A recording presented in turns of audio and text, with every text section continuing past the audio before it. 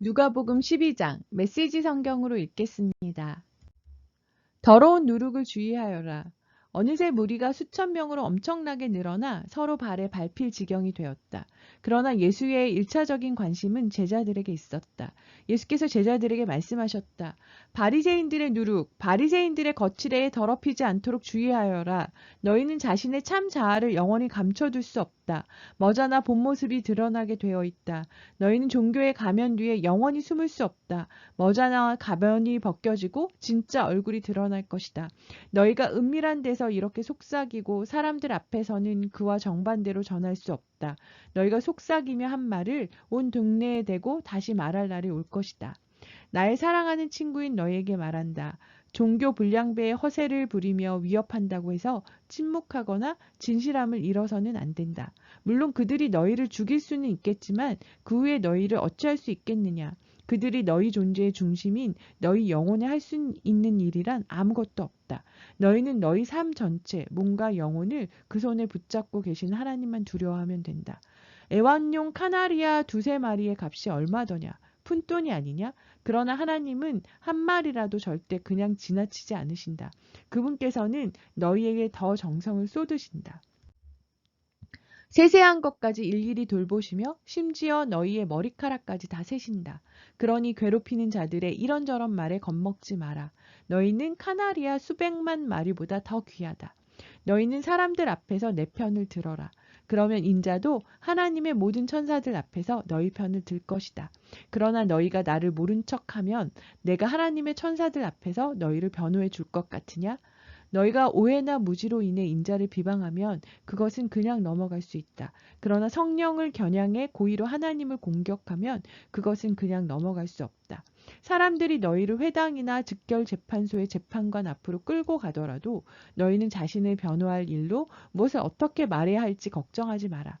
꼭 맞는 말이 떠오를 것이다. 때가 되면 성령께서 꼭 맞는 말을 너희에게 주실 것이다. 어리석은 부자 이야기. 무리 가운데 누군가 말했다. 선생님, 제 형에게 명하여 집안의 유산을 제게 공평하게 떼어주라고 말씀해 주십시오. 예수께서 대답하셨다. 이 사람아, 어떻게 내일이 너희의 재판관이나 중재자가 되는 것이겠느냐. 예수께서 사람들에게 말씀하셨다. 조심하여라. 털끝만한 탐심에도 빠져들지 않도록 너희 자신을 지켜라. 너희의 소유가 많더라도 그 소유가 너희의 삶을 규정해 주지 않는다. 그 후에 예수께서 그들에게 이런 이야기를 들려주셨다. 어느 부자의 농사가 풍년이 들었다. 그가 혼잣말로 말했다. 어쩌지? 이 수확물을 두기에 내 창고가 좁구나. 그러다가 이렇게 말했다. 아, 이렇게 하자. 창고를 헐고 더 크게 짓자. 그리고 내 곡식과 재산을 다 모아들이고 내 자신에게 이렇게 말해야겠어. 잘했다. 너는 크게 성공했으니 이제 은퇴해도 좋다. 편안히 내 인생을 즐겨라. 바로 그때 하나님께서 나타나 말씀하셨다. 어리석은 사람아, 오늘 밤 너는 죽는다. 그러면 창고에 가득한 내 재산은 누구 것이 되겠느냐? 너희의 창고를 하나님이 아니라 너희의 자아로 채우면 바로 이렇게 된다. 하나님께서 일하시는 방식. 예수께서 같은 주제로 제자들에게 더 말씀하셨다. 너희는 식사 때 식탁에 무엇이 오르고 옷장에 있는 옷들이 유행에 맞는지 따위로 안다라며 설치지 마라. 너희 내면의 삶은 뱃속에 넣은 음식이 전부가 아니며 너희의 겉모습도 몸에 걸치는 옷이 전부가 아니다. 까마귀를 보아라. 얽매일 것 없이 자유롭고 업무에 속박되지 않으며 하나님이 돌보시니 염려가 없다. 너희는 까마귀보다 훨씬 더 중요하다. 거울 앞에서 설친다고 해서 키가 1cm라도 커진 사람이 있더냐? 그래봐야 소용없는 일인데 왜 야단벅적을 떠느냐? 들판에 나가 들꽃을 보아라. 들꽃은 외모 때문에 안달복달하는 법이 없지만 너희는 여태 그런 색깔이나 디자인을 본 적 있느냐? 이 나라의 남녀 베스트 드레서 10명이라도 그 꽃 옆에 서면 초라해 보인다. 아무도 보아주지 않는 들꽃에도 그토록 정성을 들이시는데 하물며 하나님께서 너희를 돌보시고 자랑스러워하시며 너희를 위해 최선을 다하시지 않겠느냐? 나는 지금 너희로 여유를 갖게 하려는 것이며 손에 넣는데 온통 전신을 빼앗기지 않게 해서 베푸시는 하나님께 반응하도록 하려는 것이다. 하나님과 그분의 일하시는 방식을 모르는 사람은 그런 일로 안달하겠지만 너희는 하나님을 알고 그분의 일하시는 방식도 안다. 너희는 하나님이 실체가 되고 하나님이 주도하시며 하나님이 공급하시는 삶에 흠뻑 젖어 살아라. 너희 매일의 삶에 필요한 것을 하나님께서 모두 채워주실 것이다. 뭔가 놓칠까봐 걱정하지 마라. 너희는 내가 가장 사랑하는 친구다. 아버지께서 너희에게 그 나라를 주시기 원하신다. 후하게 베풀어라. 가난한 사람들에게 베풀어라. 파산하지 않는 은행, 강도가 침입할 수 없고 횡령의 위험이 없는 하늘 은행, 신뢰할 수 있는 은행과 거래하여라. 너희는 너희 보물이 있는 곳에 가장 있고 싶어 할 텐데 결국은 그렇게 될 것이다. 그것이 당연하지 않겠느냐? 깨어있는 사람은 복되다. 늘 옷을 입고 불을 밝혀두어라. 너희는 주인이 신혼여행에서 돌아오기를 기다리며 주인이 도착해 문을 두드리면 열어주기 위해 깨어서 준비하고 있는 종들처럼 되어라. 주인이 왔을 때 깨어서 일하고 있는 종들은 복되다. 주인이 앞치마를 두르고 그들을 식탁에 앉게 해서 식사를 대접하며 그들과 결혼잔치를 함께 할 것이다. 주인이 밤 몇 시에 오든 상관없이 깨어있는 그들은 복되다.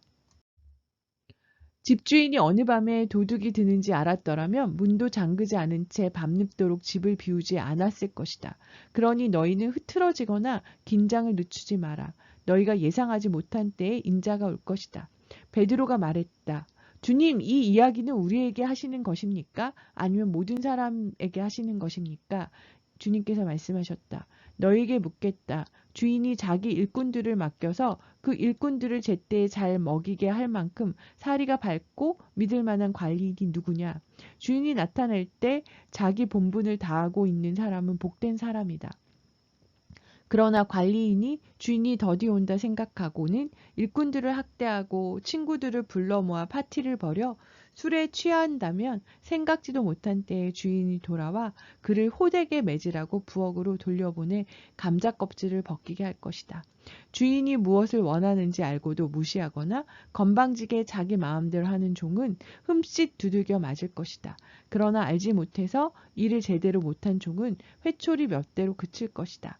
선물이 크면 책임도 그만큼 큰 법이다. 더 큰 선물에는 더 큰 책임이 따른다. 나는 이 땅에 불을 지르러 왔다. 나는 이 땅에 불을 지르러 왔다. 바로 지금 이 땅이 활활 불타고 있다면 얼마나 좋겠는가. 나는 모든 것을 바꾸고 모든 것을 제대로 뒤집으려고 왔다.